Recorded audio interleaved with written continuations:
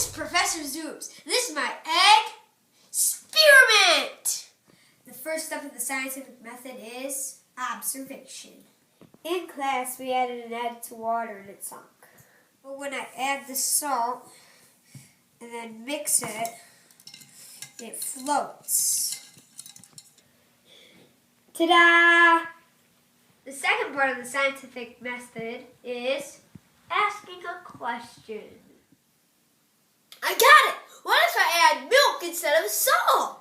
So the third step is hypothesis. Hypothesis is when I put the salt in the water, it made the density a bit more than the egg's density, causing the egg to float.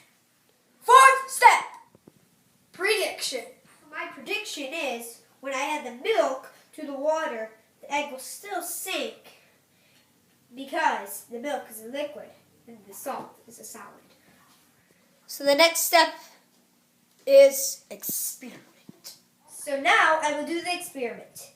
I will take the egg and I will place it in the water gently so it doesn't crack. And then I'll pour 100 milliliters of milk in. And then I will mix it. Ignore the weird color. And the results still sunk. And the last part of the scientific method is conclusion. So my conclusion is my prediction was correct because the egg did not float in the milk. The reason is this liquid didn't change the water's density as much as this salad changed this water's density. So this floated and that sunk. Ho ho! This concludes our science experiment. Hey Max, where did all the milk go? Uh-oh, gotta go. I'm still here.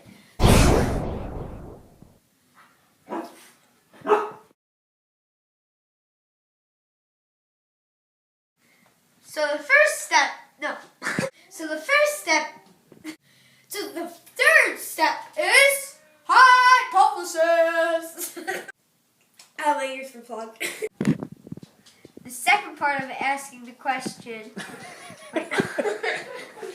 So, I shall do my experiment. I will take the egg, place it in the water.